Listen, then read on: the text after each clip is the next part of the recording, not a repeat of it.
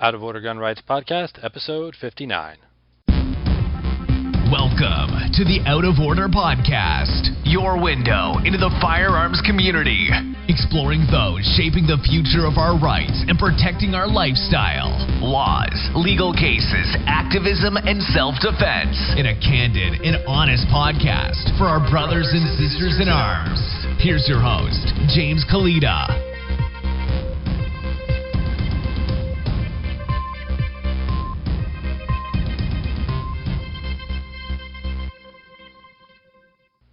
Thanks for tuning in to episode 59 of the Out of Order Gun Rights Podcast. Today's sponsor is the Out of Order Gun Rights Podcast, so please head over to outoforderjameskalita.com and check out the show notes page. You can become a Patreon supporter, and we've put together a special program for Patreon supporters. You get exclusive access to our listeners' Facebook group and a special personalized thank you message on the show. Today's guest is Rob Morse. We've spoken to Rob before, but today we're going to talk about F.A.S.T.E.R, Colorado, and his recent experience with their training program that teaches teachers and school staff to defend students during an active shooter scenario. And now, here's Rob. Rob Morse, welcome to the show. Great to be with you, James. Thank you. So, Rob, you recently attended F.A.S.T.E.R training. Would you tell us a little bit about that? Right. That's one of the largest programs in the United States that trains school staff to defend their students.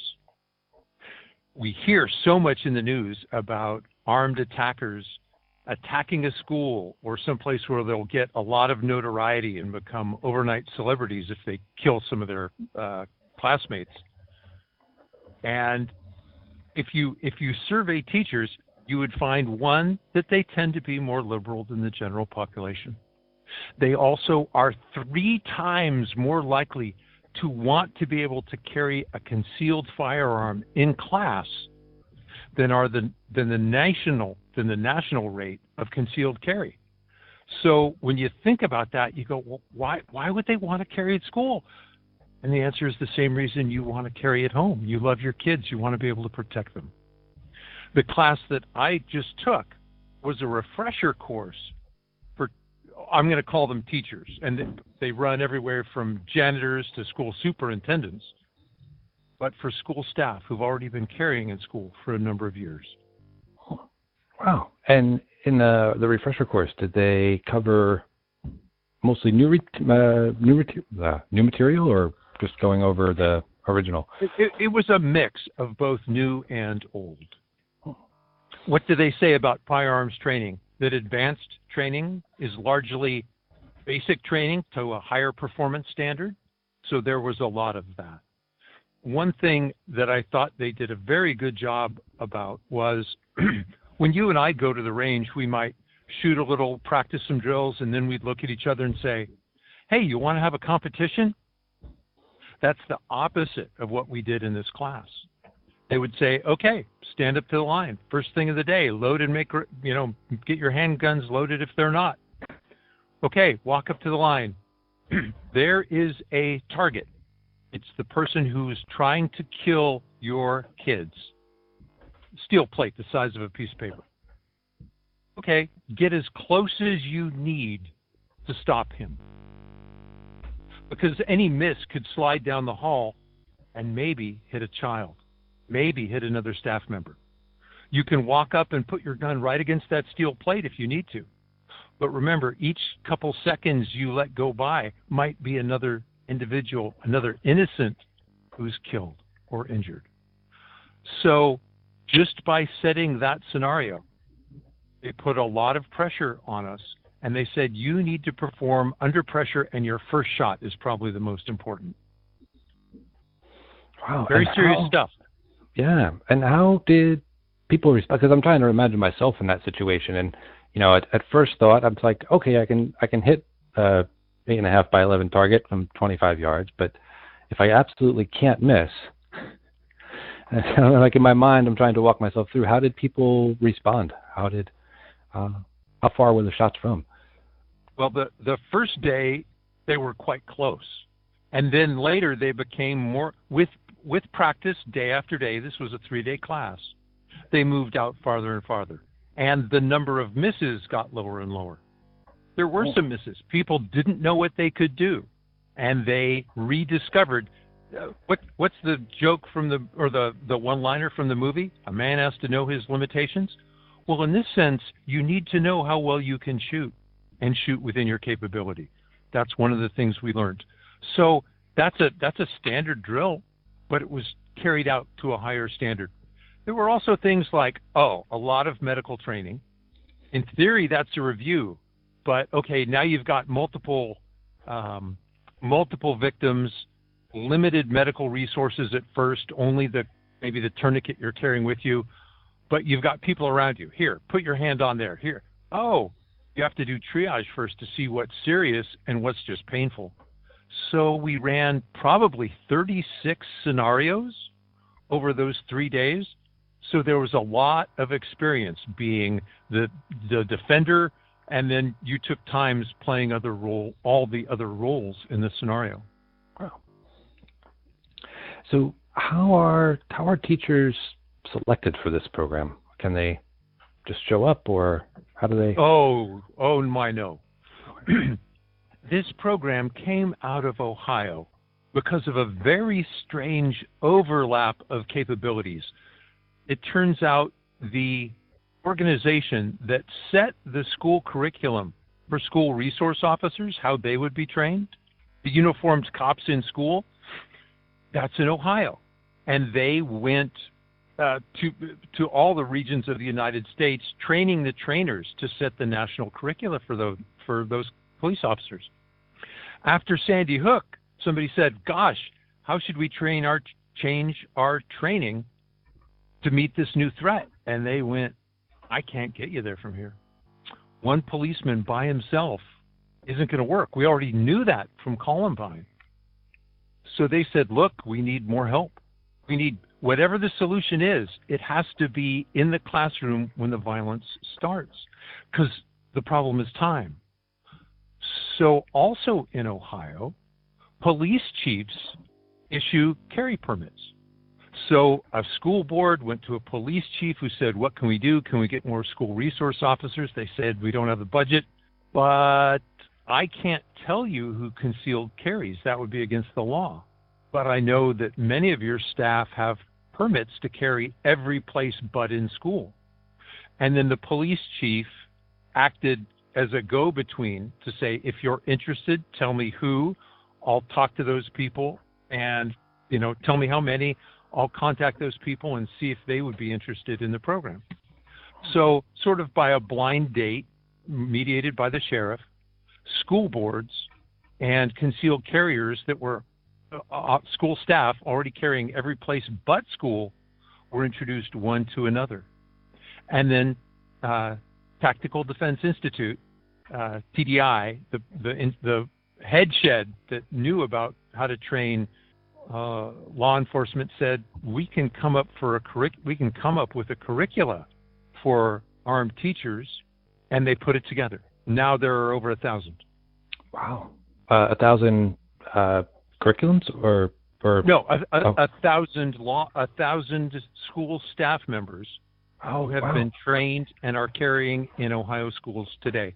They're carrying in 82 of the 88 counties. Oh wow, that is yeah. Huh. Now, and they've been doing it for the last 5 years. Wow.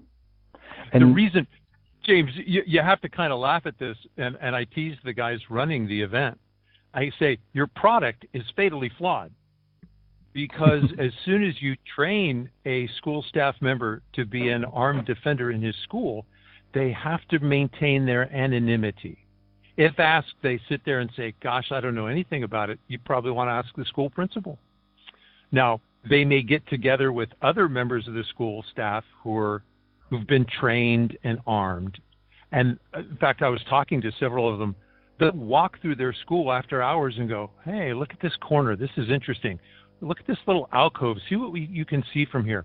What would happen if it were in the art wing, or in the gym, or in the cafeteria? They're studying their environment and customizing their own training to fit. Huh. Now, is this only open to folks from Ohio, teachers from Ohio, or is it available in the rest of the country? It's been put in place in Ohio. It's also in place in Colorado because of the laws in those states. Again, they have laws that say approved school boards can approve school staff to be armed. Therefore, that's in place. But other states have gone to Colorado and Ohio to take training. In the class I was in, there were members from Oklahoma and Maryland. Maryland, it has to be private schools, not public. I've been in an earlier training class with teachers from Pennsylvania. Wow. All right. And you had mentioned 82 of 88 counties. Knowing what I know about gun laws and gun politics, is it the urban areas that are not the largest cities? Okay. Cleveland, Cincinnati, parts of Columbus are reticent. Everybody else has been doing it for a while. Wow. Well, and I probably should have asked you this at the beginning, but FAST.E.R is an acronym. Does it? Yes. Faculty and Administrator Safety Training and Emergency Response. Oh, all right. Of which carrying a gun is just the small part. The issue is how to stay safe, how to solve a problem, and then how to treat the injured. That's the only reason we need a gun, is we want the killing to stop. Yeah. If you remember at Sandy Hook, EMTs didn't get on scene for 45 minutes. We saw that again in Parkland, Florida. And that's a lot of time when you're suffering from if somebody's got a gunshot, yeah, you want to treat it in a hurry. There's the wonderful thing about medicine today is that if we can get someone alive to the EMTs, he has a very good chance of surviving. So, that's our job. Keep somebody from bleeding out in the 15 minutes it would take EMTs to get to the school. Also, we need to secure the scene so that the police will let the EMTs in. If necessary, you got a through and through shot on your leg. I've got a tourniquet on it. I'm going to put you in a chair. I'm going to wheel you down the hall to the EMTs if they're not allowed in the building yet. We've got to get you to treatment. So critics of carry in school, people carrying in school, tend to say that there really isn't enough training, or that you can't be trained enough. In the classes that you've observed, do you have anything that would answer that? The types of things they cover that might build the confidence of critics that are out there? I think I do. And the teachers I saw are exactly the sort of people I would want to defend my children. They're not eager to shoot a gun. In fact, in some cases, they're reticent. On the other hand, they're determined that no one's going to hurt their students, their kids, as they call them. So look at what they have to go through to do that. By the way, to work in our schools these days, you've gone through an FBI background check. So that means a teacher can almost universally own a firearm. That's legal. They've passed a concealed carry course before they got there. They took a class to review basic firearm safety and learn how to present from a concealed holster. Then they were taught how to be effective with a firearm. That means they have to go shoot for speed and accuracy in tests that are more stringent than the state requirements for law enforcement officers. So are they trained better than the police? Well, the teachers don't need to learn about high-speed driving. They don't need to learn about how to arrest someone. But when it comes to defending students, their training is very, very good. They also learn tactical casualty care. And then they also pass numerous force-on-force exercises where they're actually defending other people in a scenario. After a couple of years, they'll attend a refresher course, which is like the beginner course but more stressful, and it includes more hands hand-to-hand defense and emergency trauma care to a higher degree. Now, I think that's the last formal training they get. After that, they bring more medical training into the schools to say, we understand if you don't want to carry a gun. Wouldn't you like to be a medical first responder? And they also conduct exercises with local deputies and medical responders. Just like, the police and fire department practice responding to a fire in school, they do the same thing for an attack on the school. Because you want the police and EMTs. Where are we going to meet? How are we going to enter? Where will we ask the students to congregate once we've secured the scene? You want to rehearse it so you don't have to make it up the first time you see it. Excellent. And so how, like you mentioned, it is tragically flawed in that the people who are have the most experience with it are not allowed to talk about it. So what can our listeners do? That's why they sent me. Right. What can our listeners do to let more people know about it? Well, go to F.A.S.T.E.R Saves Lives, F.A.S.T.E.R.org, F.A.S.T.E.R Colorado. Those websites are linked, and learn about it. Here's what I would ask you to do. If you care about the safety of your students, whether you're a parent, a relative, a grandparent, go to your local school board meeting and say, you should conduct a safety audit. In many cases, it's required by state law. What does your safety plan say? When was the last time you had an audit to see if you were living up to the plan? And what are your plans to stop an armed attacker who comes to one of our schools? There are plans in place that look before the event. For example, how do we report bullying and how do we act on it? If someone is being bullied and they issue threats to the school, how are those reports sent to the relevant officials and how are they instructed to act on it?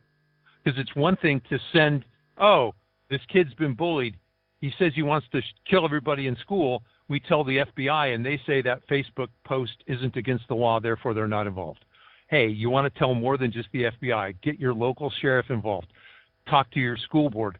Do they have methods in place so that you can send that information to the relevant people? Do they have plans in place so that they will act on it? Because it's going to happen. In fact, we see a surge of copycat events that happen 3 to 6 weeks after the last event is publicized. So you also have a blog and podcast. Is there more information available on those about this? My blog is called slowfacts.wordpress.com. I was recently interviewed by... Sorry, am I allowed to talk about other people, Craig? Yeah. James? So, yep. Okay. I did an interview with Craig DeLuz, and it's called Coffee with Craig. That's on my blog. You can also find it on YouTube. Coffee with Craig talks about F.A.S.T.E.R with Rob Morse. So that's an interview segment, a video version of what you and I just went through. Oh, great. Excellent. Well, I believe that there's also a YouTube channel for F.A.S.T.E.R Save Lives. They had a town hall where they got together a number of national experts. It's a long video. I think it's almost an hour, maybe over. But I learned a lot from it. Everybody from I call them the Brain Trust at TDI, who talked about how they would like to train school resource officers, how they did change their training after these attacks on schools, to the F.A.S.T.E.R program, and also the response from some SWAT police who were the first responders at a school shooting in Colorado. And he said, I was there seconds too late. I saw a child who later died of gunshot wounds. I don't want to ever see that again. I want the people on scene to be armed. So isn't that interesting? We have a SWAT cop who thinks of himself as a first responder. Obviously is. This gentleman was not like the school resource officers in Florida who waited outside. He charged in, and he just said, I can't get there fast enough. His experience validated what the people at Tactical Defense Institute had calculated would happen. He said, armed teachers. Excellent. Well, I thank you so much for coming on. Rob, any parting words for our audience? These teachers have the same feelings that you do about your children. They will put themselves between a threat and your kids, even if that means soaking up a bullet.